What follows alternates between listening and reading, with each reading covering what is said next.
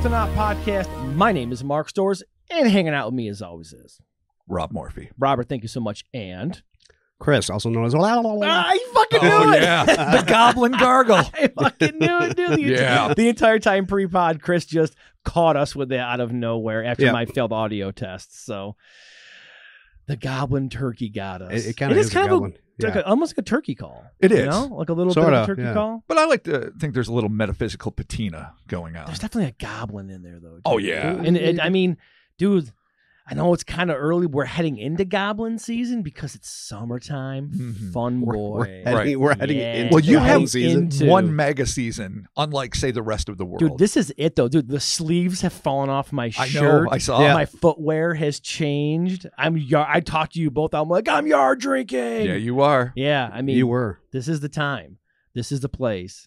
It's happening. I love it. But before we get started with this week's episode, which is going to be a banger, we were going to announce that coming out in June is officially our new Patreon tier, the $10 tier with bonus video content and all kinds of stuff. We have everything together. We're going to be announcing it, but keep your eyes out.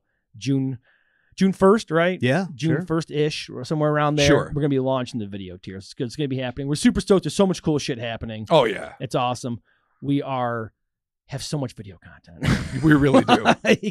We've been sacking it away for a long time. So it's pretty cool, but be sure to check that out. Again, that is available at patreon.com/Cryptonaut podcast. This week, this is a little salacious, maybe. Oh yeah. Most definitely. Okay, is this Cryptonaut After Dark? Not quite. Do we got to wear the special undies? Oh boy. Yeah, oh boy, this is all right. Special runders we got to wear? No, we're fine. Our special podcast undies. You guys don't have podcast undies? I don't. No. Really? Mostly I'm commando.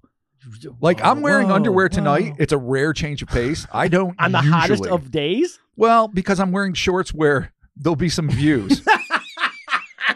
So I put on the old boxers just to prevent you guys from getting like a little too saucy. I mean, you know about that imp under the table, right? Oh, I've been waiting for it. The one that tickles you kidding me? Yeah, Jesus. You gotta watch out. Bring it on. We're talking about Ann Jefferies and the Lusty Faeries. Mm-hmm. Lusty Faeries. Man, all right. Well, I didn't get a chance to read much of any of this. I tried the intro and murdered it about 9 times, but we're going to try this time, and we're going to see if I can get it. At the time of its occurrence in 1645, the strange saga of a woman named Ann Jefferies, who claimed to have been seduced, then literally swept off her feet by a gang of salacious sprites, was scandalous, bordering on the obscene. But it would be her subsequent journey into their magical realm and the occult powers she received while there that truly put Ann's life in jeopardy. Look at you. Look at you, like a true pro. I know where I messed up, but that's fine. We're just gonna take really. it. I know what you're thinking, but I don't consider it a mess. In fact, I would have edited that word if I could have. You know what? There's an imp under the table. Wow. Yeah. Is he touching you in a special way? He's trying. I'm sending him your way. I just want you to remember this, and please do, that an Olympian doesn't care when they fuck up in practice. You showed up on game day, sir. And yeah, it's an Olympic year, and I'm excited. Right. I was telling Robert that that his intros he's been writing me are actually out of they're above my pay grade in the union. So I'm going to be expecting some the occult laborers union. Yeah. They're definitely that's out of title pay. Good sir. Really? Do you need special dispensations? I do. I feel like you're the president, so it's like, what's the? Well, yeah, of course. What's on top of that? Well, of course I'm the president, but I still got out of title pay. But there's also the factor Welcome of to the union. That's what we do. When you nail it so hard that your bosses, even though you're technically the boss, expect you to perform this well over and over again. Because you did this so well, I'm just going to challenge you more. Oh, see? Oh, the vocab words, the M dashes. We're going to have a meeting. Business meeting. Mark, can you leave for a second? I gotta go to the bathroom, guys. You might be usurped. Oh God! All right, there's gonna be there's a coup d'état afoot. Ann Jefferies and the Lusty Faeries. Robert, let's do this. Since a time immemorial, the human race has been interacting with an intelligent other. a species of seemingly magical, mostly diminutive humanoids who, by some accounts, existed on the earth long before the birth of humankind, and who inhabited a netherworld within our own, known by many names including Elfheim, Tir Nanog, Magnell, and of course, Magonia, among countless others. Occupying this pastoral paradise are a range of enigmatic entities whose names and descriptions are too vast and varied to mention, all of which, at least in the better part of the Western world, have been distilled down to a single moniker: Faeries. On his September 23, 2017 post on the Dead But Dreaming blog, author Neil Rushton wrote, "Outside the dramatic inventions of Shakespeare, Drayton, Herrick et al., most accounts of human interaction with fairies from the early modern period are derived from the disparate records of witch trials. These records often chronicle the accused witch's testimony, usually under torture, of consorting with fairy familiars for the purposes of divination, healing, and sometimes flying to Sabbaths. Historians such as Carlo Ginzburg and Emma Wilby have teased out the detail from the trial records to create a convincing argument that they encode genuine evidence of shamanic practice amongst witches, who were frequently able to interact with fairies in a disassociated, altered state of consciousness. The records supply us with the largest body of documentary evidence for the ontology of the fairies between the 16th and 18th centuries. But there is one unusual case that comes down to us from different sources, and yet contains many of the motifs usually contained in the witch trials. This is the story of Ann Jefferies from St. Teith, close to the north coast of Cornwall. Closer to home, Barton M. Nunley, in his oft-referenced and always essential 2017 Compendium of the Weird, the Inhumanoids, had this to say about the Jefferies affair, quote, "Perhaps the most impressively documented encounter with fairy folk occurred in the year 1645 in Cornwall, England. It happened to a 19-year-old girl named Ann Jefferies, and the encounter changed her life forever.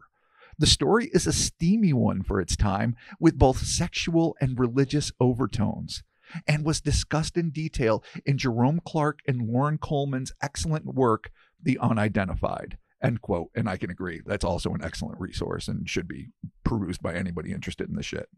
This off-the-wall account actually comes to us from an 1865 tome titled Popular Romances of West England, or, and this is important, The Drolls, Traditions, and Superstitions of Old Cornwall. And I don't know what a drolls is. You don't know what a drolls is. But Drolls. I fucking love that that's in the title. Yeah, well, I mean, the other title sounds like, popular romances, and then you're like, the Drolls. Like, what the fuck? Well, what it really is just a chronicle of paranormal traditions in the area. Oh. So not all paranormal romances. It's not about romance at all. Oh. It's not about lovers intertwined in like an old Fabio type cover with like flouncy blouses and like clipper ships and sunsets. One of my wife's new smut books that she reads, it's called like The Fae King. Oh my. Yeah. Well, Fae King. And I reference this later. Oh, God. Pepe's reading what I think is a best-selling series of semi-softcore Fae odysseys, which is always called like The Court of Thorns and Roses. Yes, that's one of the ones in Nicole's reading. Oh, okay. Yeah. So apparently that's the hot shit across the board. The Faes and the vampires, man. The ladies are getting. Well, I mean, in a world where Twilight's over and like 50 Shades is passe, you got to find something new. I mean, in the fantasy semi-porn genre. Yeah, Bigfoot's coming, baby. Never. I mean, yes, Bigfoot will forever be on Amazon, and he will have his acolytes. That's never going to bust the mainstream. Dude, you wait, Chuck Tingle? He's making a splash this year. All right. Yeah. Fair enough. I mean, there's only so many places that can go eventually. Yeah, dude, So, bringing us back to Robert Hunt, FSR, who is the author of Popular Romances of West England, which is not about romance, as we've established. Yes. Okay. In his book, Among Tales of Giants and Mermaids, Hunt recounts the purportedly true story of a bold and presumably beautiful 19-year-old girl named Ann Jefferies, who, unlike most of her more cautious cohorts, harbored an active fascination for the fairy folk, resulting in a desperate hope to encounter them, a wish that would be fulfilled and lead her into an absolutely astonishing and terrifyingly sensual odyssey. In telling her story, I will be quoting extensively from Robert Hunt's original text, and more specifically, the excellent accounting of the case to be found in the article Ann Jefferies and the Pobelvine. That'll be explained in a second. The Pobelvine. The old Pobelvine. I'm in. On John Cruise's, British Faeries blog, a site studying and discussing British fairy lore, which I'm sure we'll link to. Yeah. I don't know if we're linking to anything, dude. Pobelvine, baby. Dude, no. Did it throw you off, really? That hard? No, it did. It fucking did, dude. All right. All right. Do one of these. I'm fucking patting it down. That's fair. I'm not looking at either of you because I'm not laughing. All right. Quote. Ann Jefferies was the daughter of a poor laboring man who lived in the parish of St. Teith in North Cornwall between Wadebridge and Tintagel, which I think has something to do with the Arthurian legends, but I'm not sure. She was born in 1626, but the first written references to Anne appeared in March 1647, very soon after her fairy experiences in 1645. Quote, when she was 19 years old, Anne, who was said to be a remarkably sharp and clever girl, went to live as a servant with the wealthy Pitt family. So I mean, that's what you do. I guess if you're a kid who's not rich, you get sent to, I don't think it's like indentured servitude, but you just basically, you're assigned a new house and indentured servitude. You get a job. Yeah, yes. You get a job early. Yeah. There you go. Oh, way early. Yeah. Yeah, there's no teen years, no fun-loving tween years. You only lived till you were like 29. Yeah, you're right. Yeah, I mean, fuck it. Grow up quick. Yeah, exactly. No. She was said to have been unusually bold and would do things which even the boys feared to attempt. That's a quote. And you know, boys, pusses all across the board. Do they fucking do them goddamn boys? Continuing. In those days, everyone in Cornwall believed in fairies. The little folk, or the Pobelvine in Cornish, explained, and everybody feared them. They were the constant subject of gossip and rumor, and this talk particularly captured Anne's imagination and set her longing anxiously to meet up with some of them.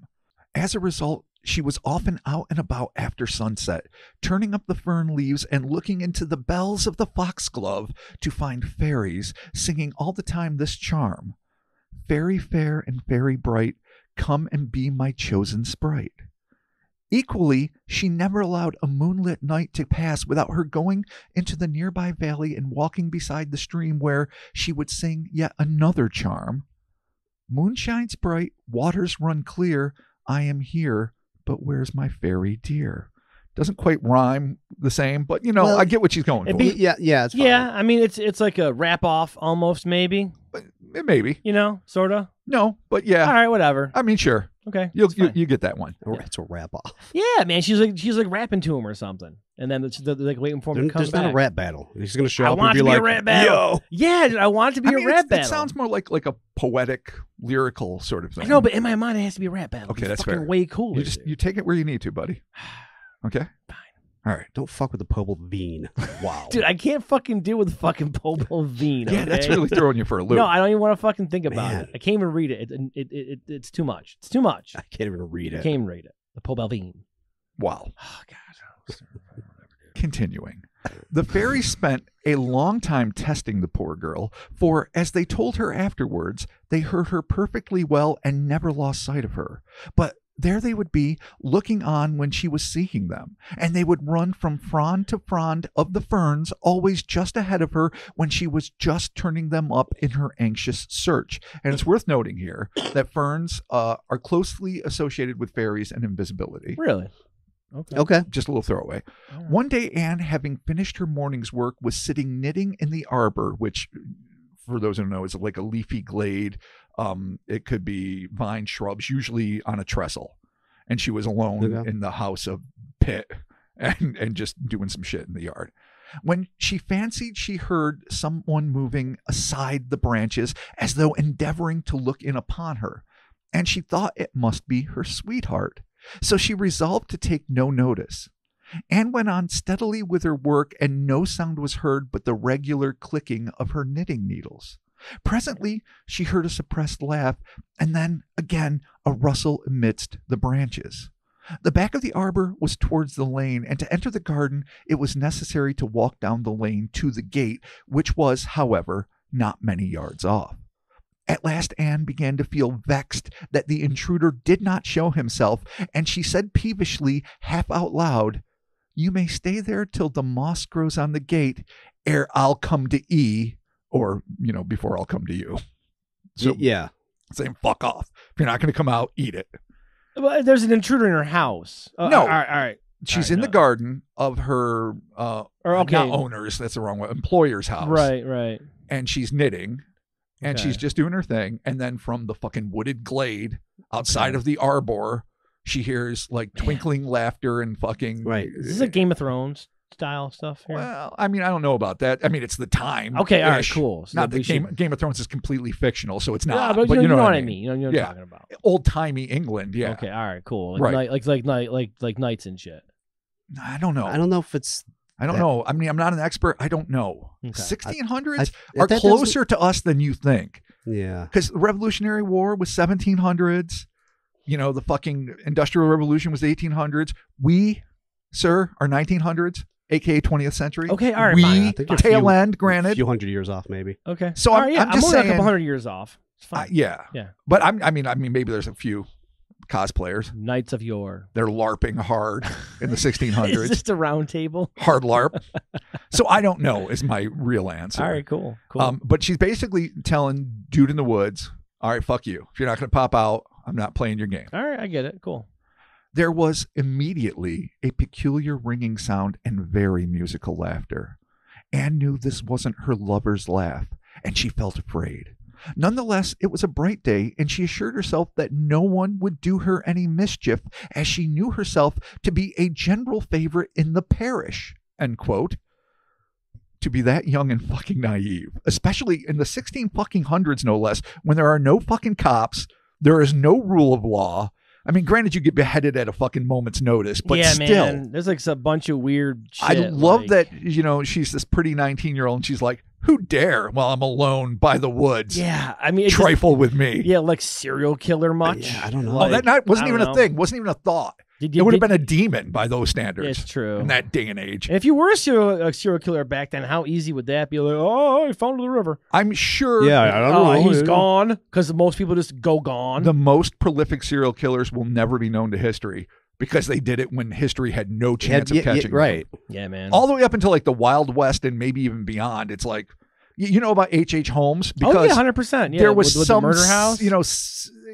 Semblance of police activity at that point. Barely, it seemed like he got away, barely. I Yeah. mean, by our standards, barely. But before then, you just kill with impunity. It's a nightmare to think about, really. Yeah, unless you're the killer. It's a great goddamn time. Yeah, I mean, I suppose most serial killers would want a time machine more than anything. Seriously, there ain't no DNA evidence there. Right. Sir. All right, so continuing. Presently, Anne felt sure that she'd heard the garden gate carefully, opened and closed. So she waited anxiously. In a few moments, she saw, standing at the entrance of the arbor, 6 little men, all clothed in green. They were beautiful little figures, and they had very charming faces, and such bright eyes. The grandest of these visitors, who wore a red feather in his cap, advanced in front of the others, and making a most polite bow to Anne, addressed her familiarly in the kindest of words. And the author notes here, not me, but I got to give full credit to the source. Needless to observe, red and green clothes are typical of fairy garb. Okay, so, all right, just cool. throwing it in That there. makes sense. Like Peter Pan, right? Doesn't he have like green and red? Oh, I'm sure it's a takeoff on traditional. I mean, Okay. it is fairy garb, and he has the red feather. Yeah, Yeah, for sure. Yeah. So, All right, yeah. cool. Sweet. All right, man.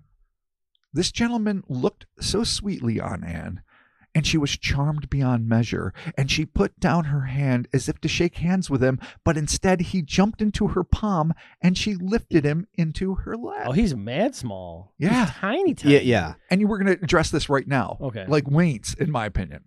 It needs to be noted here that even though some accounts claim that Anne's small yet suave suitors were about the size of 4-year-old children, most, including this account, seem to indicate that they were significantly smaller, as not even toddlers can fit into the palm of one's hand. Ah, man, they're like fetus sized. That's what I'm thinking. Weird. Like maybe like tall G.I. Joe, 12-inch figure. I mean, that's the max I think Yeah, a 6 girl's to going to 12 get in her hand in most, the yeah. Middle Ages. For sure. Yeah.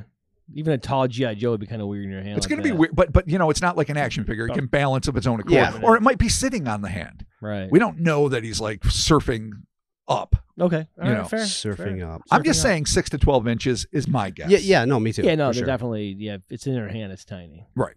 For sure. Once the little man was raised onto Anne's lap, he then, quote, without any more ado, clambered up her bosom and her neck and began kissing her.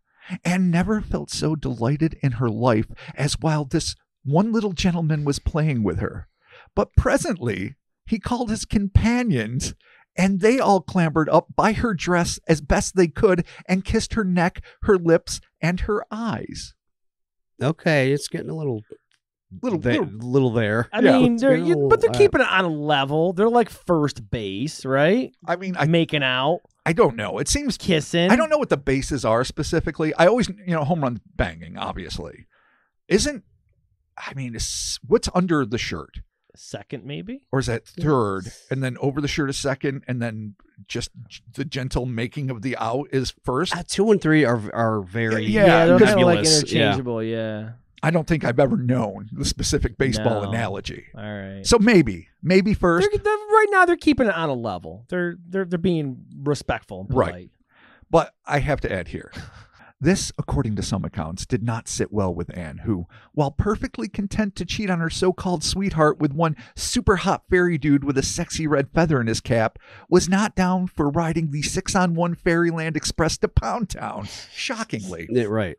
It was in the midst of this garden grope orgy that, quote, one of them ran his fingers over her eyes, and she felt as if she had been pricked with a pin. Suddenly, Anne became blind, and she felt herself whirled through the air at a great rate. By and by, one of her little companions said something which sounded like, tear away, and Anne had her sight at once restored. Which reminds me a smidge of The Rats Are Coming, the werewolves are no, what's that? That's the Andy Milligan title. The pod we did, the Rats are coming, the elves are here? or the fairy. Yeah, is that what it was? Yeah, I knew it was something like that. But remember where the little girl, when she's walking with her family through the woods towards the waterfall, the mist comes in from the sides of the trail, and then she gets swept up in her mind in the air, accompanied by the fairy folk, and then whisked down the trail further from her family, and then discovered moments later. This little bastard's got some weird sharp finger. He hit her in the eye. Well, just because he covered her eyes and it felt like a pinprick doesn't mean he's actually pricking with a nail. I mean, it could be, but it could also be that's the effect of the magic. Okay, fair. Maybe. I mean, we don't know. All right, well. Right. Tear away, bitches. Anne found that she was in one of the most beautiful places. That's when she opens her eyes. Oh, boy. She opens her eyes after that kind of terrifying grope orgy, and then suddenly she's like, oh, I'm in a fucking brand new world. Temples and palaces of gold and silver were everywhere. Trees laden with fruits and flowers, lakes full of gold and silver fish. The shining fish of fucking the netherworld. I love it. Oh, those gross things you find in your basement, silverfish? Oh, no. Not that. Come on. No. Yeah. This is like koi, but like gilded, like a cross between is it Bilbo from Clash of the Titans? The mechanical silver owl. Bubo or whatever. Bubo. Oh, yeah, Bubo. Yeah, Bilbo. That's a fucking That's a hobbit. Baggins. It's That's a totally a Baggins. Baggins. All right, so you know Not me. a I Zack, conflate my but- fantasy shit all the time. So it's like a Bubo, but like fish form. All right. I think they're little mechanofish. Okay, They're cool. probably could be. not. They could just be silver and goldfish. Right. Just, you know. I mean, dragons are metallic, so why Sure. can't fish be? Okay. All right. And also the air was full of birds of the sweetest song and the most brilliant colors. Hundreds of ladies and gentlemen were walking about. Hundreds more were idling in the most luxurious bowers, the fragrance of the flowers oppressing them. You know how strong it has to be when you're oppressed by fragrance? With the sense of delicious repose. Hundreds were also dancing or engaged in games of various kinds. Anne was, however, surprised to find that these happy people were no longer the small people she'd previously seen. There was now no more than the difference usually seen in a crowd between their height and her own. Anne found herself arrayed in the most highly decorated clothes. So grand indeed did she appear that she doubted her own identity. So that's pretty spectacular. I mean, you get a cool suit. Yeah, that's pretty dope. Yeah. Get This detail. New fancy pair of pants. Fancy pants. There you go. All fancy right. pants are important. Cool. I like So I throw this in. This detail makes me wonder if perhaps this supposedly true life account had any influence on French author Charles Perrault, whose 1697 book, and I'm going to totally say this accurately, Histories aux Contes du Temps Passé, included the first known English translation of the story of Cinderella. Oh. While I'm not sure who originally concocted the tale, the idea of a servant girl or a woman who is treated like one being whisked off by fairies and finding herself suddenly wrapped in resplendent fineries far beyond her station in life, all of which leads to a whirlwind romance, sounds awfully familiar. Though it had to be a common fantasy of the era. It's also worth noting that in the British Fairy Blog's essay, the author notes that, quote, Anne's palatial surroundings are much closer to some of the medieval descriptions of fairyland that I've previously discussed. The account continues. Anne was constantly attended by her 6 friends, but the finest gentleman, who had been the first to address her, continued as her favorite, at which the others appeared to be very jealous. Eventually, Anne and her favorite contrived to separate themselves, and they retired into some of the most lovely gardens where they were hidden by the luxuriance of the flowers. They passed the time lovingly, and Anne wished that this could continue forever. So we're basically talking about knocking boots Magonia style here. I mean, you just, yeah. All okay. right. One in Magonia, I guess. All right. It went, yeah. No one asked. Right. Yeah. All right. As Anne and her red-feathered lover's combined ecstasy had reached a fever pitch, things took a sudden, perilous turn. Quote, however, just when they were happiest, there was a great noise, and the 5 other fairies appeared at the head of a great crowd, all in a violent rage. Her lover drew his sword to defend her, but was soon beaten down and lay wounded at her feet. Then the fairy, who had blinded her, again placed his hands upon her eyes, and all was dark. She heard strange noises and felt herself whirled about and about as if 1,000 flies were buzzing around her. At length, her eyes were opened, and Anne found herself on the ground in the arbor where she had been sitting in the morning, and many anxious faces were around her, all conceiving that she was recovering from a fit. End quote. So, and I guess I just have to point this out. Causes and cures for epilepsy, commonly known as fits, were unknown in the 17th century, but whether Anne was suffering from a grand mal seizure or a more metaphysical manifestation, her employers, the Pitts, were very concerned with their young employee. In a letter written by Moses Pitt to the Right Reverend Father in God, Dr. Edward Fowler, Lord Bishop of Gloucester, just so you know, we're dealing with fucking religious royalty. Person. This guy's got a lot of titles. In 1696, we get a first-hand account from the then 6-year-old son of the family, for whom her primary duty was, by all accounts, being a doting nanny to her young charge and his 4-year-old sister, Mary. Pitt later claimed that Anne had been so frightened by her amorous attendees that she fell into a kind of convulsive fit. But when they found her in this condition, they took her into the house and put her into bed and took great care of her. And as soon as she recovered out of her fit, she cried out, "They are gone just out the window. They are just gone out the window. Do you not see them?" After which she fell into a deep sleep. So they bring her into a bedroom. Apparently, the fairy's invisible to all in the room, save, at this point, the unconscious Anne. Follow her in out of concern, out of whatever, I don't know. And then once she wakes up and they see that she's going to be okay, they like fucking run ass to the window. Yeah. And she's like, holy shit, you see them? There they go. And nobody else did. Okay. So that's where we're at. Slipping in and out of fairyland. Interesting. Okay. Okay. Right. Perhaps. Mm-hmm. Yeah. Perhaps. According to an unnamed contributor at the End Goal, that's Elven for Knowledge, that's actually the name of the blog spot, quote, the intermittent seizures continued for a long period, often induced by anxiety, with a slow, debilitating recuperation. Revival from the fits commonly featured similar queries from Anne concerning the fairies. The family attributed it to her confused condition. By the time of the death of the Pitts children's paternal grandmother in April 1646, Anne was so weak from her ongoing malaise, not often enough used word, that they kept the information from her. 4-year-old Mary Pitt, remember the sister of fucking Moses, Yep. also saw the fairies. So granted, it's 4-year-old, but it's corroboration. All right. Well, whimsy of a I know.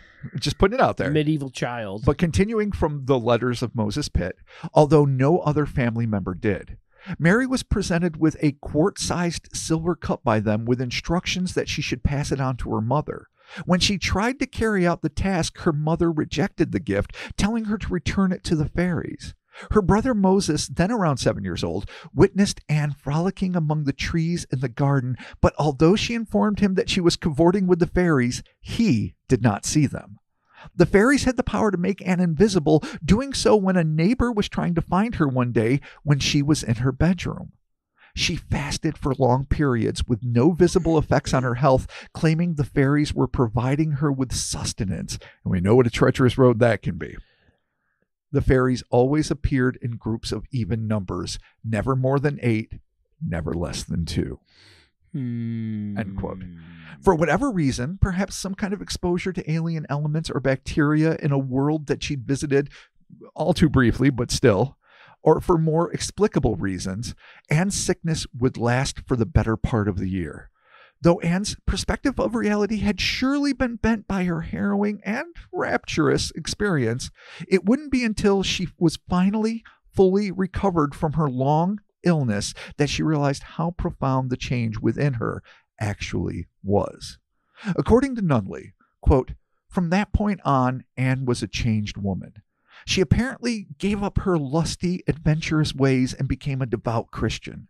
She constantly went to church. She took mighty delight in devotion and in hearing the word of God read and preached, although she herself could not read. For a time, Anne refused to reveal anything about her abduction to Fairyland, but eventually confided some of it to some close friends, and from there the story spread rapidly. But that was not all.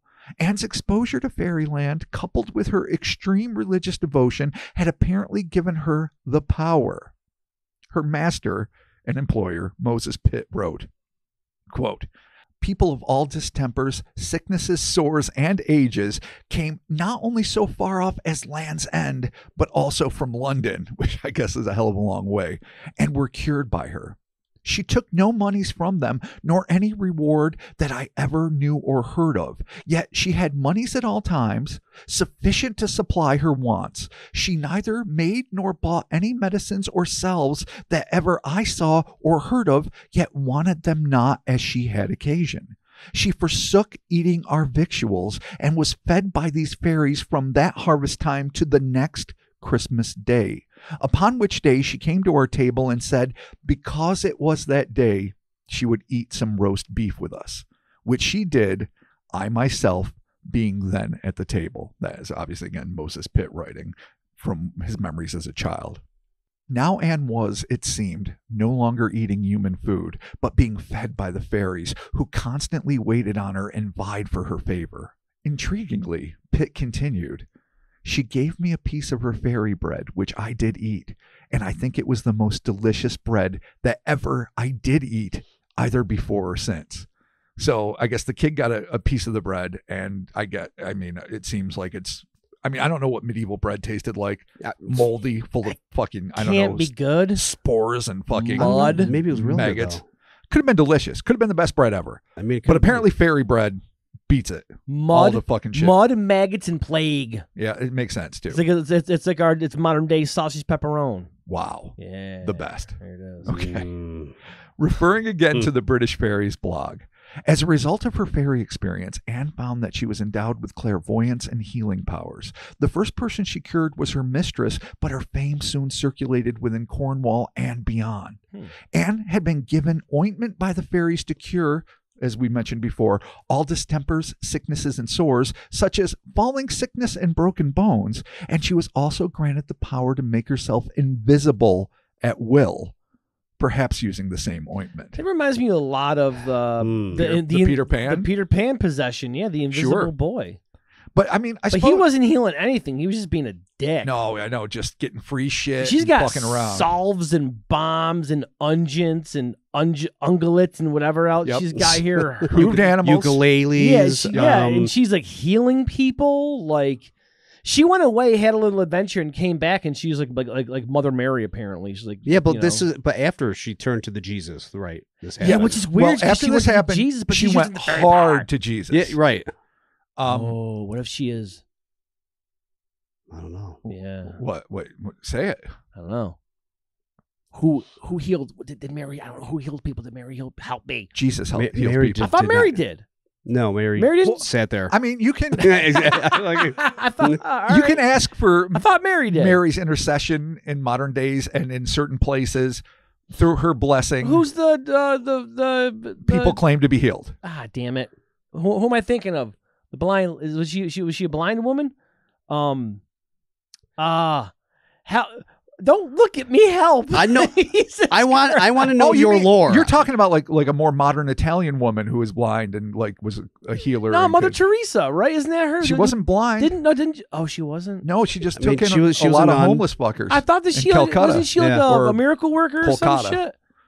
She performed attribute. I know she's a saint, or I think she is, but I don't know if they attributed a miracle to her. I thought she was healing. I mean, you people. have to be a saint. Yeah, you have to have a miracle. I think it's like. And I'm sure they did. I think you have to have three maybe. Really? I mean, I just thought maybe her good works alone. Spoiler alerts made it beatified. What I'm talking about. Oh yeah, you're such a great Catholic. I thought there was someone that performed miracles all the time. Jesus. No, not him. Somebody else.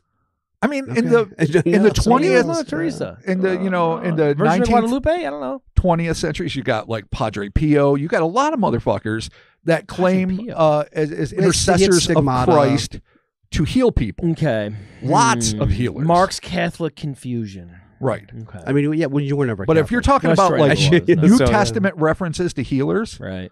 I mean, I don't know. Like maybe some of the original apostles. I don't fucking know. Maybe. Okay. All right. Well, my inability to understand Mother Teresa aside. Yeah. That's fine. My fault. No, I like that detour. Really helped me out. I got lost for a second. I'm like, I know for a fact somebody was healing people. Right. Maybe it was Jesus, and I'm wrong. All right. So you know the what? main guy of the book. Right. He literally. He's the main character. No, it's one of his friends. Was it his ma? I don't know. What's it? I don't know. Hey, ma. It's easy to get confused. Hey, ma. Do miracles. Heal this guy's leg. Dude, I ain't got time, ma. Yeah, your father has to finish this chair. Yeah. Calm down. I mean, sort of your father, but not really your father. Anyway. You're pushing people off roofs. Yeah. Wow. No, this isn't going to be in the Bible. Your stepdad's building a step ladder, and he needs to finish it up. There you go. All right. Too soon? Yeah. 2,000 years too soon? That guy, at least he's not building a crucifix. I mean, or real dad. Yeah. He might have. In The Last Temptation of Christ, I think one of the reasons Catholics lost their mind, I haven't seen that movie since the 80s, where Willem Dafoe played the Christ, and he was tempted literally, and then ended up forsaking it all to be, the divine thing that he was. I think he was building crucifix with his dad. Really? Yeah, for the Romans to impale people. I think that was part of the dark irony that they tried to pull off. Oh boy, I could be wrong, but I think tender irony. I mean, how many carpenters really were probably in a small little village? Right. I mean, I don't know. Good question. Yeah, I don't know, man. There's a lot of fucking fishermen around. I know that. Yeah. Okay. Yeah. That's great. Because of the thing they do, the Lent. Yeah, that's fishermen. Okay, thank you. Thank you for that connection. The thing they do, the fishermen and the Lent. Because of the Lent. Scandalous and the Lent. Yeah. All right. Well, she's curing sores. This is okay. As good a time as any. Important. Because I wrote it anyway. Yeah. Okay. And this is where so we're going to do a little digression here. Okay. Little tiny digression. I mean, on top of the one we just of the fucking other digression, the unanticipated one. It's fine. Okay. This, and by this I mean her ability to heal motherfuckers and see into the future and whatnot, as any historian or scholar of witch lore knows, is a dangerous position for a woman to be in during the mid-1600s. But for a moment, let's take pause for some historical context. To fully understand the period in which Anne lived and performed her miracles, one must understand that these events took place within the broader backdrop of one of the most tumultuous times in England's history. The Wars of the Three Kingdoms, which I know we're all well versed in, but I'm just going to do this anyway for the audience. Oh, sure. Yeah, no, this is my favorite time period. I mean, I've heard of it. Sometimes referred to as the British Civil Wars. The War of the Three Kingdoms was a series of conflicts fought between 1639 and 1653 in the then separate realms of England, Scotland, and Ireland, which had been temporarily united under Charles I. Within the vast and bloody breadth of said war were other, no less brutal skirmishes, including the 1639 to 1640 Bishops' War, the First and Second English Civil Wars between the Royalists and the Parliamentarians, and last but not least, the Irish Confederate Wars. Cornwall at the time was a deeply royalist region that by the mid-17th century had not seen much in the way of actual fighting, though many of its young men had been sent to the front in defense of King Charles I. And those that made it home were despondent over his loss, a loss that came a mere month before Anne's miraculous recovery in April of 1646. So she's still caught up in this year-long sickness. Yeah. And a month before she recovered, the area, what Cornwall was supporting, which was King Charles's reign, the first, just lost. She wakes up, and so it's in this kind of maelstrom that she starts performing her miracles in this post-war world. And I will continue. It was perhaps due to the myriad distractions of war and surrender, or perhaps Anne's aforementioned popularity in her parish, or maybe the fact that she used her newfound powers to heal all comers free of charge, that kept the young healer from being declaimed as a witch, an insidious and often fatal yoke that so many women like Anne had been burdened with in that time and place. All that having been said, for my money, the main reason she managed to avoid this dire fate for as long as she did was most likely due to the fact that she so thoroughly immersed herself in Christianity. But it likely did not hurt her that, in this royalist stronghold, she claimed that she and her Fae friends were all staunch supporters of the recently dethroned King Charles I. So because the Fae are on the side of Chuck. Okay, of Chuck the First. Chuck one. So like, no, you guys are cool. Well, and she's a super Christian too. I guess that helps. Yeah, no, that does help. So she's actually got everything on the right side. She's like, no, I'm doing all this cool shit. Don't mind all my magic stuff over here, but all right, yeah, smart. Yeah, it's actually smart. Yeah, really is smart. No, I mean, she could be playing everybody like fucking 12-dimension chess. I mean, it could be fucking out of hand, or it could be fairies really like kings, and she's just telling the truth. Or many different permutations in between. Yeah. Many. I wonder how the fairies feel about her being super religious. That would seem to be anathema to them. But that having been said, where it might work. I mean, I don't know. What I do know, and I don't really talk about it, so I'm glad you brought this up. Apparently, she talked at great length with some of her fairy friends about the Jesus and his exploits, and they were mad supportive. And even though we're eventually going to do a full-on fairy, we can't do a full history of fairies. That's ridiculous. But like history of the devil. but more like a more solid breakdown of fairy lore. There are some people that say that when in a purely Abrahamic light, when God created the universe and the world in the 7 days, the leftover magical energy that was used to imbue humanity with souls sort of, fell into pockets of the earth, and the residue created other life forms that did not have souls but became intelligent and magical. Ergo, fairies were born. I'm not doing it justice. I'm not an expert in the lore. Is that where you get the Mothman? That's where you get the Mothman. Okay, good. Of course, that's where you get the fucking Mothman. Cool. Clearly, that's the only direction I was heading. Weird leftover Jesus dust created. Don't quote me on any of that. Oh yeah, Robert Morphy. That shit. Yeah, fairy expert and fucking demonologist Rob Morphy. So again, this has nothing. Something to do with this. Interesting. Maybe, but apparently, they were down with kings and Jesus. Okay, well, good. Or she was making it up because she was down with Jesus and kings. And that's apparently how her imaginary friends also felt. Well, I mean, you can go both routes. Okay. Yep. Skeptically speaking, yes. Right. Fine. Absolutely. Okay. In his November 29th, 2021 article on strangehistory.net titled Ann Jefferies and the Faeries, a Cornish fairy witch, the presumably pseudonym-bearing Beachcombing wrote, oh my God, get out of here. Hey, you want to write under that name? Maybe, who knows, Beachcombing? What was his favorite? Did he like Spaceballs maybe or something? Maybe it's Alan Moore and he just doesn't want the extra hype. I don't know. Alan Moore and his favorite movie being Spaceballs where they comb the beach? Sure. Quote, we haven't found shit. Yeah, it's true. Yeah. That's true. We ain't found shit. That's true. I fucked it up. I was trying to make it more like we have not found anything. We have not found shit. Yeah. Dark helmet. I just showed that to my nephew for the first time. Oh my God, it's fucking. Everyone laughs their balls off at Rick Moranis' reveal as Dark Helmet. So good. Man. If you know Star Wars, you have to have a context for Star Wars. 100%. And he was been raised by Star Wars aficionados. So there you go. All right, man. All right. Well, we're here. We're beachcombing. So dumb. Quote. Anne and her fairies had strong royalist sympathies. Indeed, the fairies seem to have told Anne that, and this is a quote from the fairies, the king shall shortly enjoy you know that E doesn't get pronounced, but whatever, his own and be revenged of his enemies. So that he's going to come back to power and fucking have vengeance on his enemies. They were fucking wrong about that. Yeah, it just didn't happen. That is not what history indicates occurred. That's the best part. Yeah. They make some big ye and thee. They shall do. No. They shall know. Wrong. He's dead. But in all fairness, he fell out of a fucking tree. This does not negate the inherent truthfulness of Anne's account because fairies are notorious fucking liars.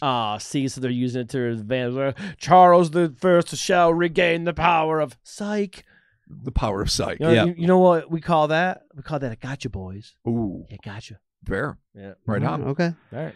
Anne instructed the people, too, to take up the old form of prayer, which we're all familiar with, something that marked her out, again, as a high Anglican and royalist. So now we know. In the end, whatever the reasons for her continued liberty may have been, the now 20-year-old Anne continued to serve as the Pitt children's caregiver while bestowing her paranormal gifts to those who needed it. But despite her rekindled devotion to Christian teachings, this did not prevent her from continuing to commune with fairy folk. It would be this commingling with the Fae, combined with her penchant for prognosticating the return of the dethroned king, that likely led Anne to her next precipitous fall.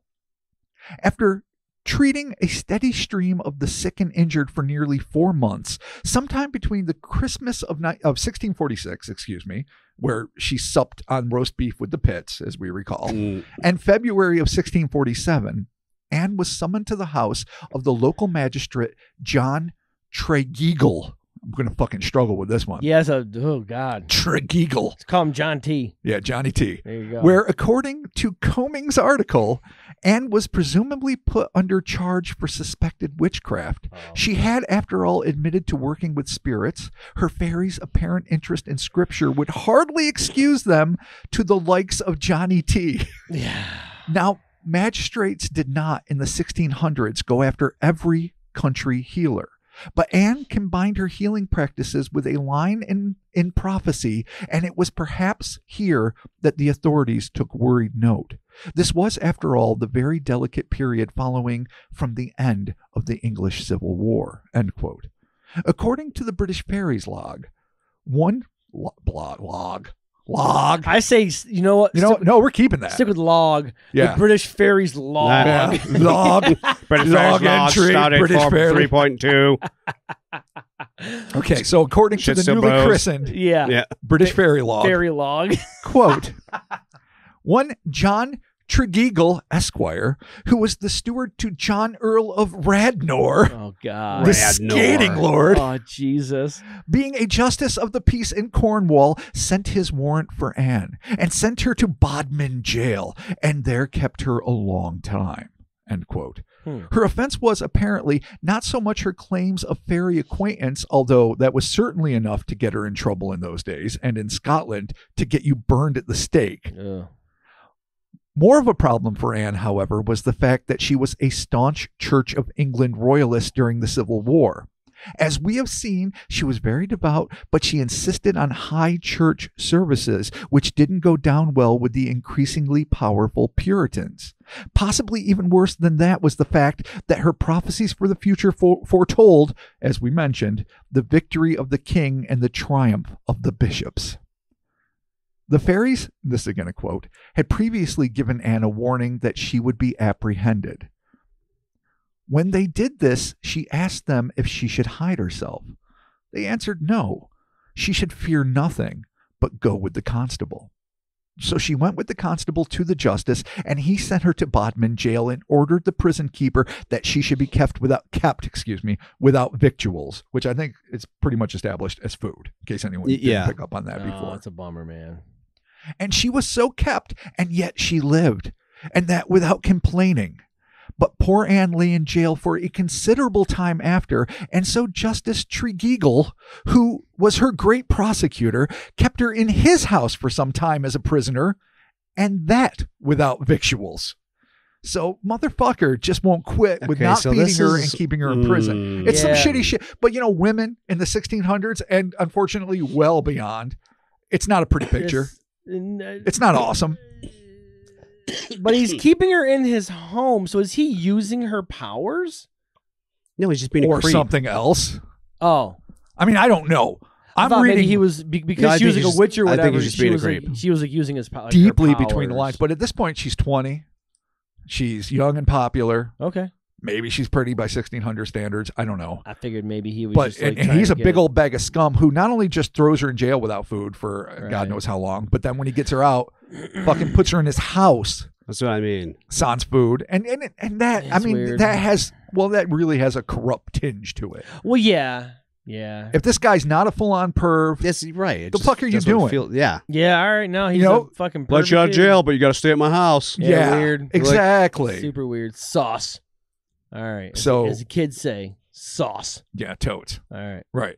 Okay.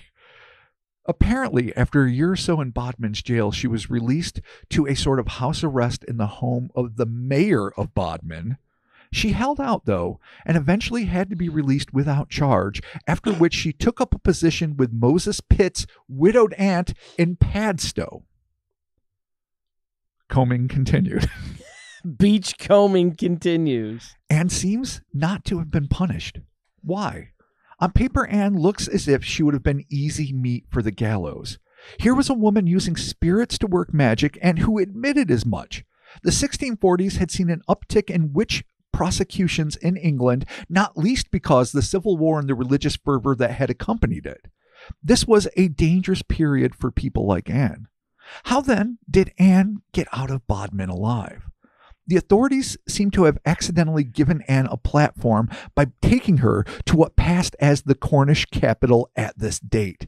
It is striking that the references to her prophecies regarding the reestablishment of royalty, that's my aside, relate to her time under her confinement there. So she's making these prophecies about the return of royalty and the bishops and all that while she's imprisoned at Bodmin. Yeah. Okay.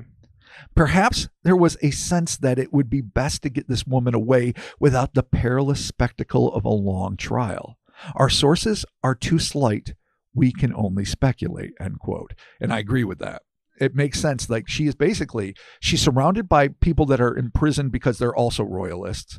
People are focusing on this place, and she's proclaiming, after healing so many people, after becoming like a local legend in her small town, that, oh wait, not only am I magical and I've been to Fairyland, but the fairies say king's coming back. Yeah, fucking religion will be restored the way it was. Yada yada, and I can see where it would be more expeditious just to send her home than it would be to put her on a long trial where, again, there'd be chronicles and whatever reporting passed for the time, and the martyrdom of execution. Yeah.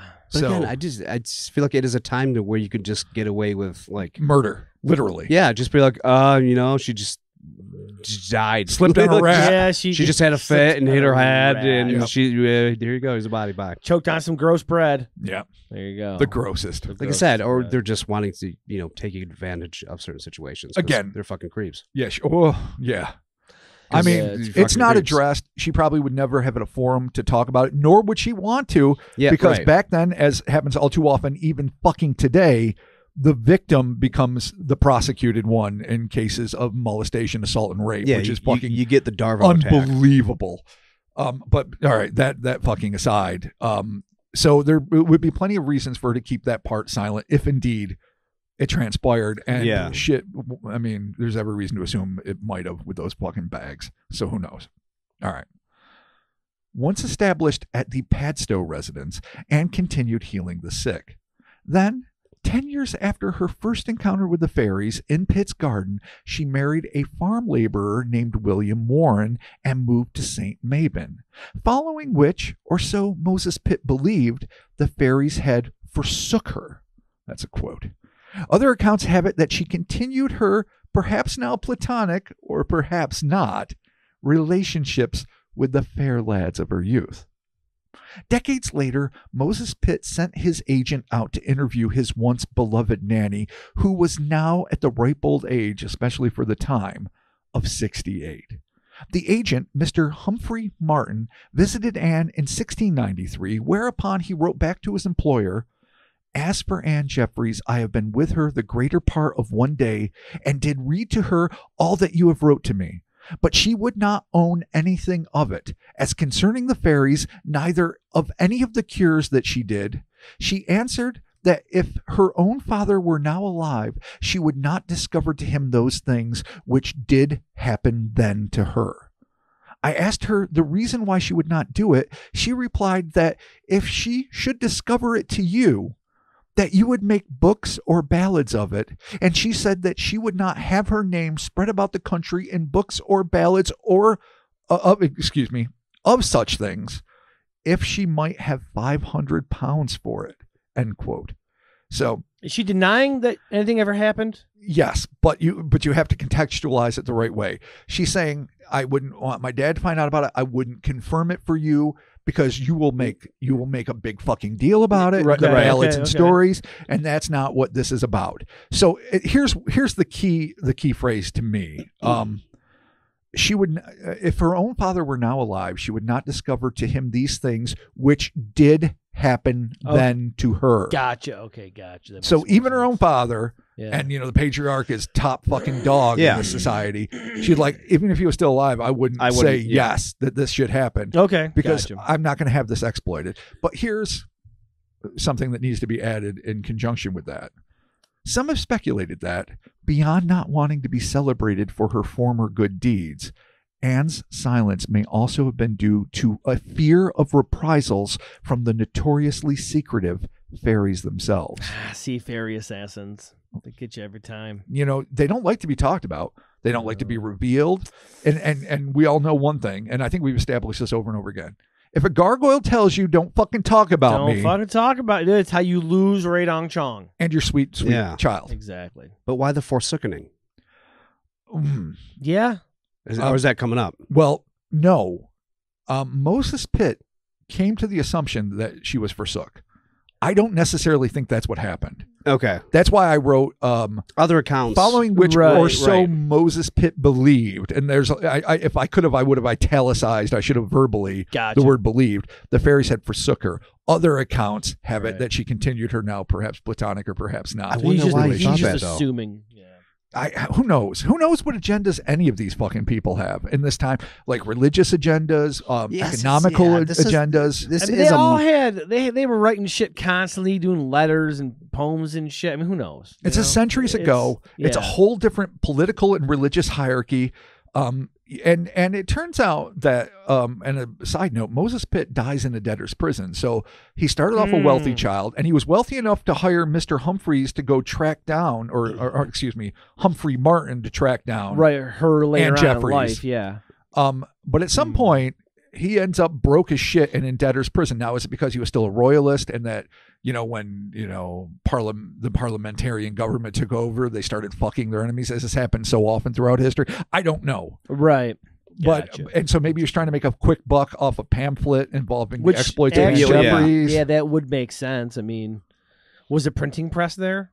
Oh, yeah. The Gutenberg was, I think, a century before. Okay, cool. Yeah. He's trying to make his money off of his zines. I mean, as we all know, zines are where you make the hot bucks. Dude. Never in the history of back publication. in the day, man, you can make a couple bucks. Be a pretty good racket, you know. Okay. Now I love it. I'm not going to digress too much, but you can just publish your zine on Amazon, give it out to the whole world, and it's free publishing. You make like a quarter of fucking issue, but who cares? There you go. See, kids, follow through. Yeah. Start your own zine. Absolutely. And y'all have fucking like mad computer skills. You're going to look 1,000 times better than the Xerox shit shows, which I still love.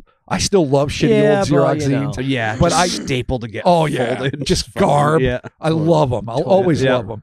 But, I want you to do good shit, too. So in the future, run with it. Yeah, there you go. Okay. Zines, kids, get into it. Yeah, be about it.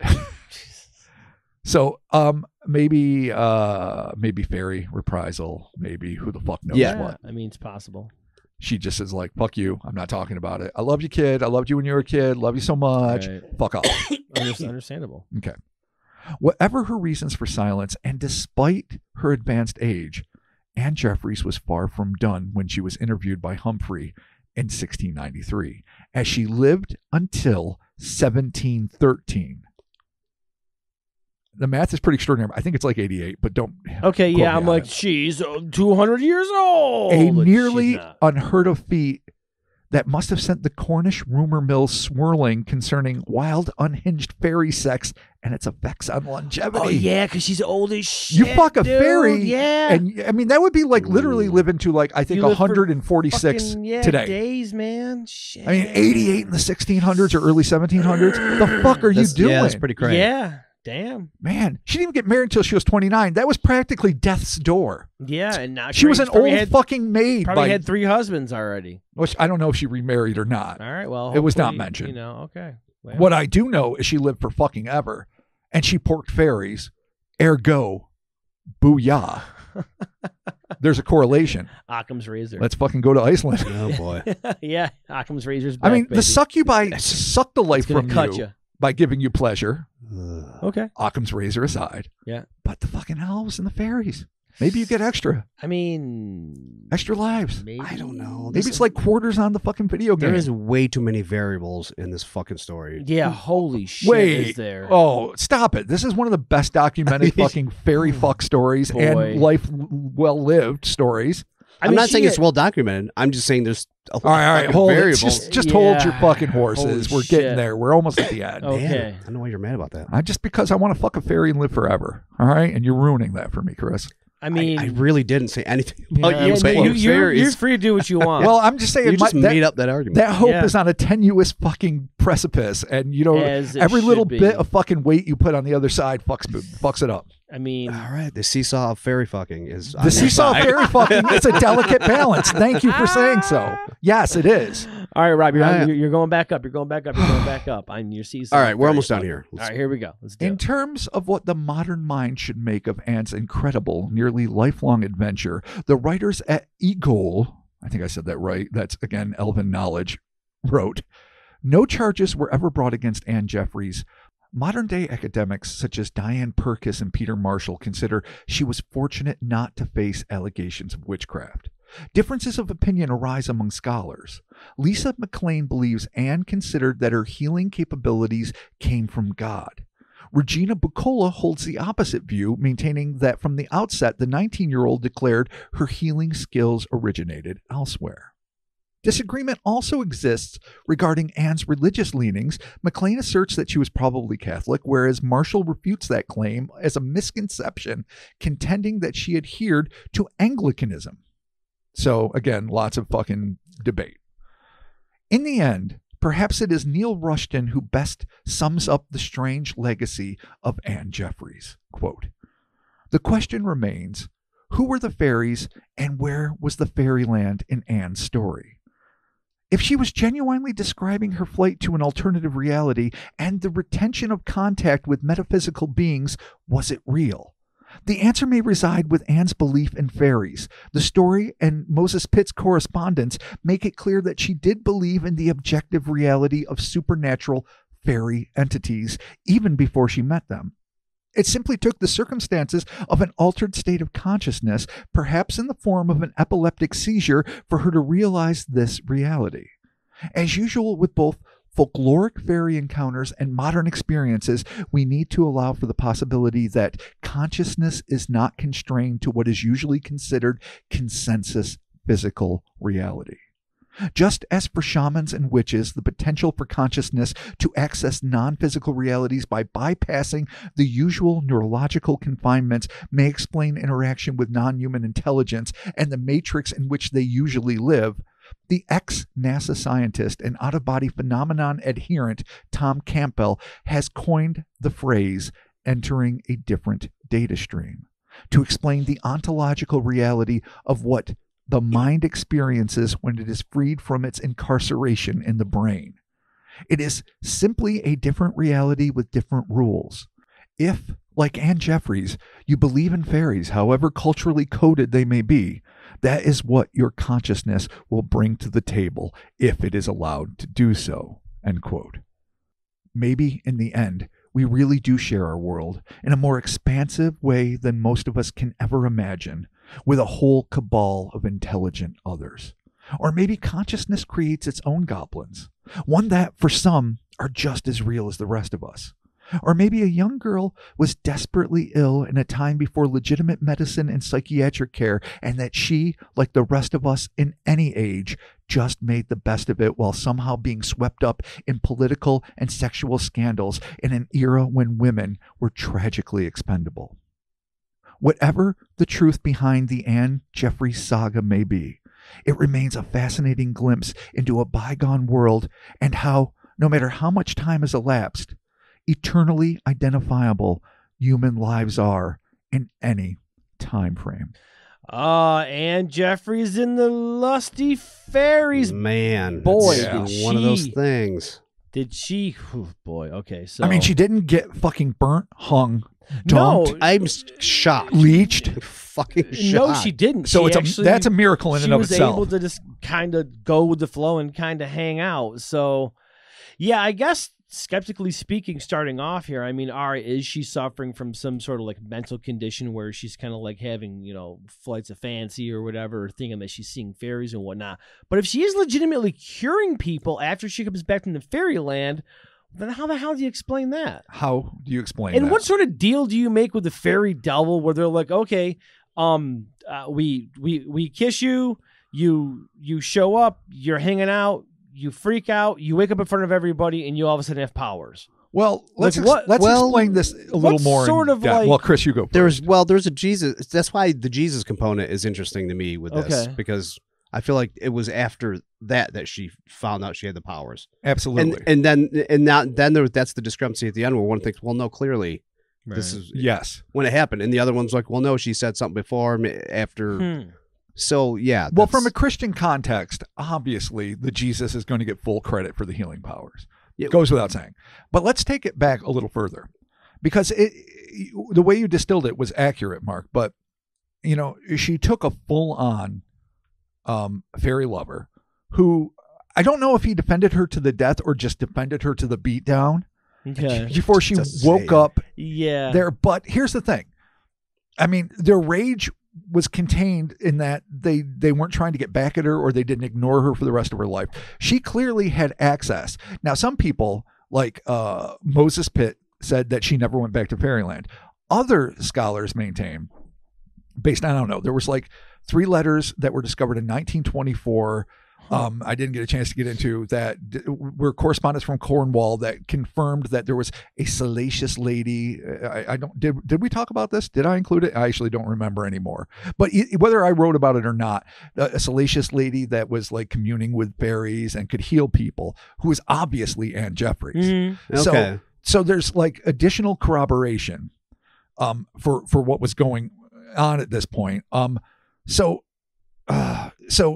were these creatures, had they forgiven her, and were they taking her back to fairyland on a pretty continual basis, as some attest, or were they coming to the earth world or the human world to visit her and bring her these unguents and fucking salves and whatever that you were talking about earlier? I don't know, but there seems to be an undercurrent of an implication of a continued romantic liaison, which to me indicates that her lover survived the beatdown. We'll call him Red Feather for lack of a better appellation. He didn't have a name, so I mean, what else? Call him Pete. Yeah. Right, Red Feather Pete. All right, cool. And that maybe he continued to visit her in the real world and was a tiny dancer, gifted lover, much like Prince. Okay. And fucking took care of her business while also bringing her fairyland medical supplies, which she continued to use for at the very least 4 months after, until she was arrested by Tregeagle and then sent to fucking Bodmin. And and several. She was in jail then in 2 different houses. The house arrest with the mayor, but then she was moved into the widowed sister of the Pitt family, so that was more like family. Right. I think that was a good circumstance. She was probably still a servant, but I don't think that was like the same as incarceration. Right. So when she was in the Padfoot family or whatever the fuck, I know that's a fucking Harry Potter reference, but whatever that one was, I think that was like freedom. So with her fairy powers and she's healing everybody, I mean, the Christianity bend is kind of interesting, unless maybe she realizes like, oh, I'm kind of healing people like Jesus, but full well knowing that she gets it from the fairies, but the fairies are cool with it. They're like, yeah, no, like we respect your religious whatever you got going on, super dope, and then we have our own shit. So, which actually does, I was thinking about that when you read that, like I could see them coexisting, because why not? Sure, like, they could totally do it. I mean, you have 3 super basic options. I mean, a fairy and Jesus can be in the same room. It's fine. Sure, who cares? The fairies is they're fine. Well, the first option is, and I'm distilling it to the most basics. It is an Abrahamic or more specifically Christian ethos of you are of Jesus and the angels, or you are bedeviled, you're damned, you're fucked. And so fairies are fucked. Fairies are evil. Fuck you. And these things are evil and give no shits about Jesus, and they're trying to heal people so that they can live longer, sin more, and go to hell. Fair. Or party. Like that other version of reality that I quoted earlier that I don't know for shit, where the residue of magic that was left over from the creation of humanity created the fairies, even though they don't have souls, but they're still part of God's creation. And of course, I mean, in a Christian framework, everything has to be part of God's creation. Nothing exists that wasn't created by God. Good, evil, mushroom, or fucking Pop-Tart. It's all fucking God created. So, but in this context, they might love Jesus and be grateful they were created, even if they don't have an immortal soul, because they get to live for eons and live in this beautiful Edenic paradise with like fucking gold and silver fish and songbirds of color and palaces ahoy. Yeah. So, I mean, maybe they're just like, fuck, thanks God. Yeah. Or the middle ground, like you're saying, we are of a different belief system and ilk. We have been born on this world like you. This is your religious outlook. That's not something we share. This is a very secular, modernist view, this middle ground I'm talking about, which is the one you were referring to. Jesus can be in the same room with the fairy and be cool. Well, the fairy would be cool with Jesus. I don't know if Jesus would be cool with the fairy. Yeah, or Jesus would be like, what the hell are you? When the hell did I create you? Like, what the, Well, Jesus didn't create anything. I know we've had to go over this a few times. Except that he is an incarnation of God who created everything. Well, that's right. So, all right. Yeah. If you're talking like the Holy Triptych, then okay. When years ago I asked, like, well, when did Jesus create space? And it was a whole thing. It was a whole thing. Like, how dare you think that Jesus created space? I'm like, I don't know, man. Somebody had to fucking do it. Maybe it was him. Sure. I don't really I mean, know. why not? I mean, maybe it was him. He was a good guess. So Chris, or Thanos. Chris, what do you think as far as this woman and her fairy experience? I mean, she's healing people, and people are obviously taking notice of it, which is so weird. Yeah, that's what gets me about it. I guess I would like to hear more about these healing stories, to be honest. Well, I know it was cited a couple of times that it was known that she was doing. So at first, and again, there's so much research out there. Is just a thing, man. I don't know. People do it up to now. I mean, there's people in India and stuff that make miracles and witnessing things, and I'm like, where's the where? Yeah. So it's like you just have to. I believe that there have been miraculous healings, but I am definitely on the fence as to whether or not they are psychosomatic. Well, right. Whether they are divinely inspired. I mean, we all know the power of belief, the power of the human mind is an extraordinary thing. And if you truly believe, if you visit Lourdes or name the place, and you are there to be healed, and it happens, is it, again, a testament to the power of the human mind and belief, or is it a testament to what that belief is in, the faith that you have? Right. We can't know. There's no way we can know. I mean, being secular minded, you would say the power of the human mind. Being religious minded, you would say it would be the divine. And that's fine. And maybe there's a little bit of both for all I fucking know. But she started healing people with her mistress, which was, Mrs. Pitts, whatever her first fucking name was, Mrs. Pitts. Yeah. And apparently she had tried to keep quiet. Again, the sources are nearly endless. This is hyper documented. And not talk about it, even though the kids that she was taking care of would see her, as mentioned in the story, frolicking in the woods with invisible entities and be like, right. And at that point, you don't think Ann's off her fucking meds. You think, oh my God, Ann's fucking around with fairies. Yeah. And little 4-year-old Mary's like, I see the fairies. Maybe she didn't. While 6-year-old fucking Morris, I almost called him, Moses, is like, I don't see it so much, but you know what? I believe her. I believe everything she has to say. True. And then eventually she heals the mistress and is like, all right, let me tell you, fairies took me to fairyland. That's why I was sick for a year. And I mean, how cool must the Pitts be as a family to fucking have a servant girl fall sick and take care of her for the better part of a year, where she's not raising your kids, not doing anything else, having what could be like hallucinations about fairies, which are in direct contrast with most Christian teachings. And still you keep her in, you take care of her. Yeah. I mean, either they're super cool, or again, it's skeezy and the dad was having a fucking good time. Yeah, one or the other, man. Immediately almost in the beginning of the story, and she's like, I'm the favorite of this town. Mm-hmm. I mean, methinks that, she was kept around for a reason. Oh my. Like, oh boy. Look at this. Look at this salty fuck. If she was like a Scandalous. favorite, it's like nobody's, if they liked her that much, they all kept her around. Dude, nobody is going to go to jail and then go to like a constable's house and then live at a fucking mayor's house. Then go back to your own house. I was assuming, you make a compelling argument. Right. Joan of Arc,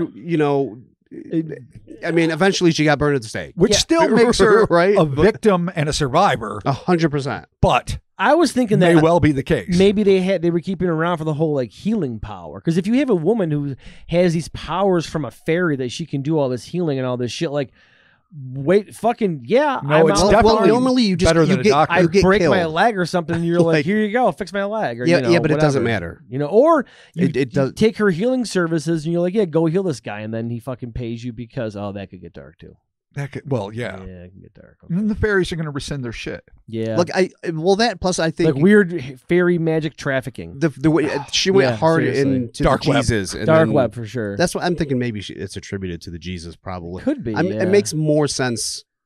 Well, if you side with the church and live, if you want to, if you want to not be burned at a stake in Scotland, or hung or dunked, you would definitely credit Jesus. Even then, that's really sus because that didn't work out probably for a lot of fucking people.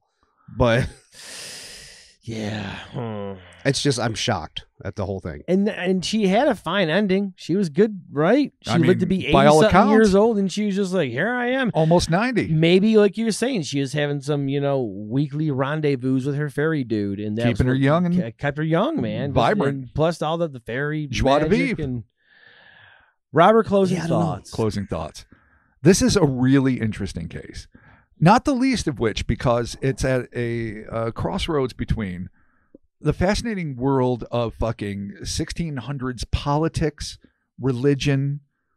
You can't call it feminism yet, but like the ordeals that women have had to go through since a time immemorial up until the present day, tragically, and you see this woman who's a survivor. But it's wrapped within the context of a really fascinating paranormal odyssey that involves what may be traveling to another world, all the classic, tropes of a fairyland visit, except that there's a beatdown of her lover and she comes out, but she's still like friends with them.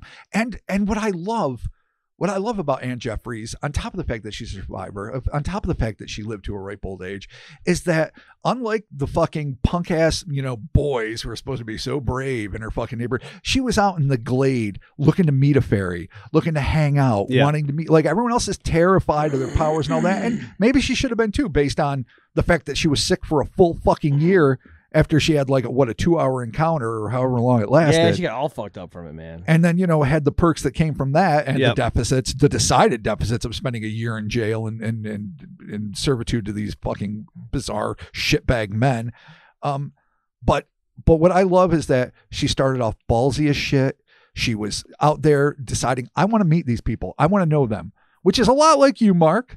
Which is a lot like a lot of people. Like, fuck you. I want to meet you. I want to shoot you too, but I want to meet you. I want to meet people and not shoot people. I'm talking about paranormal entities. Oh, yeah. No, they're going to get shot. While everyone else is terrified, they're done. She's out there alone after dark trying to do it. And when it happens, she rolls with it. And when she gets sick, she rolls with it. Yeah. And when she's given a gift of healing, if indeed she was, she fucking makes the best of it. And when she's sent to jail, granted at the advice of the fairy folks, she just sucks it up. Just go. She doesn't need it. She's got fairy bread for days. And then she marries a dude when she's damn well good and ready, not when she's 14 or whatever all the other girls are doing at that time. Yeah, she blazed her own trail, dude. And then she lives to 88 and she's a fucking folklore hero in Cornwall. Goddamn Ann Jefferies and the Lusty Faeries. There you have it. Thank you all so very much, Cryptonaut Podcast. Robert, we have some shout-outs to do for the good folks that support us over there at thepatreon.com/Cryptonaut Podcast. Beginning with Derek Tracy. Hell yeah, Derek. Thank you so much. Ashton Jennings. Thank you, Aston. Aston. I can't say it. Ashton. Sorry. Yes. Yep, there you go. Ashton. Ashton. Yes. Thank you, Ashton. Thank you very much. Right. Yes. Ashton. I can't fucking say the name, all right? Jeez. Moving on. Kaiju. Thank you, Kaiju. Doug Klassen. Hell yeah, Doug. What up? This name gave me a little trouble in the pre-read. We had a little bit of thing here. A little pre-read. Partially because of my old man eyes, and I thought it was an eye at the end. No, same, dude. Same. But there's things going. Joseph Pofurl. Okay, Joseph. God, I think it's right. Pofurl. It's, Joseph, your name is not easy on the American tongue. Pofurl. Yeah, it's easier. I mean, once you do it a few times, it's like, what the fuck? Yeah. But when you read it. Pofurl. Yeah. Okay, yeah. Joseph Pofurl. I love it. Thank you. Thank you. Thank you so much. Also, thank you, Jim Diekman. Thank you, Jim. David, Max, thanks. Hell yeah, David. What up? Austin Anderson. Thank you, Austin. You know I love you. Don't take it that way. Just understand. There you go. Void Chips. Hell yeah, Void Chips. What up? You're the one. Ending on, last but not least, as I like to say, El Shark Diablo. What up, El Shark Diablo? My favorite luchador. Actually, local dude. Really? Yeah, he's locally around here. So, nice. Yeah, check like him out. in Auburn. I don't want to give his little. I don't want to dox him, but yeah, he's in the area. So, Okay. I mean, saying he's in the area, I don't know if he wants his location, put out. I mean, no, I just said he isn't necessarily doxing, but you already said he was local, so yeah, he's local. I don't want to. All right. So, I'm not going to give his name. Devil Shark is local. I didn't ask you to give his name. Just saying, I won't do it. I mean, where does he live specifically? Like numbers? Do you have his digits? Oh my God. I mean, maybe his new friends want to talk to him. But hey, local dude, check the show out, liked it, supports us on Patreon, awesome. Hits you with the DMs. Thanks. Thank you. Cool. We appreciate it. And again, you can support us over there at patreon.com/Cryptonaut Podcast. Coming up in June, the $10 tier is launching. Be on the lookout. We had a little pre-pod meeting. We went over all the goodies and the things that are going to be going out there. Boy, there's a lot of fucking video content. Holy shit. And some ad-free episodes. Yeah, all kinds of fun stuff. So check that out again. That will be announced over there at Patreon. Also, too, coming up this Friday, the 31st of May, the day before the Patreon tier gets launched. Whoa! What? Is there a correlation here? No, it's happened to work magical. out that way, quite honestly. We have the Discord event with Robert where we're going to be doing the Devil's Academy. Yeah, the viewing party, which is going to be super cool. So if you're on the Patreon and the Discord, check that out. You can come watch with us. Have a good time. We got the merch available at the Heller Space. The Cryptonautmerch.com has the new hats there. Summer's around the corner. Get a hat, get a t-shirt. Maybe we'll get some pants or, I don't know, some shorts made or some shit. I don't know. Sure. Pants. Yeah, get some pants. Some sweatpants would be dope, man. Some that would be dope. Sweatpants, dude. That'd be the tits. All right. That'd be wicked. Can we? No. Oh shit. We can't do sweatpants? Why not? It seems like one of the easiest merchandises I don't to think fucking anybody make. would make. No one that Does we T-Public go to. do any kind of pants? I don't believe so. No. Really? They so. do everything in the universe, Except for pants. but they don't do like any kind of. Can we hook up leg with wear? Zubaz? We should get some Zubaz. Actually, that'd be pretty killer if we did that. That'd be fucking dope. Yeah. That would be cool. Cryptid Zubaz. There it is, man. Get your merch. All right. All those spaces, links in the description of this podcast. Thank you all so very much. Heading into summer. We'll be talking to you soon. God. Goodbye. Drink, And, drink in your yard like I do, and enjoy the summer weather, and have a nice Memorial Day. Oh, you know what? This comes out on Memorial Day. Really? I'm looking at the where we're recording. I'm like, oh yeah, this comes out on Memorial Day for sure. Yes. Oh, it really does. So hey, happy Memorial Day. Enjoy your barbecue. There you go, man. Yeah, Yeah. definitely. Enjoy the new tier coming up. Yeah, there you go. You can enjoy Memorial Day by getting prepared to sign up for the new tier. Yeah, get drunk enough to do it. Yeah, there you go. That's the key. Boom. There it is. Yeah. All kinds of fun stuff. We'll be talking to you soon. Thank you. Goodbye.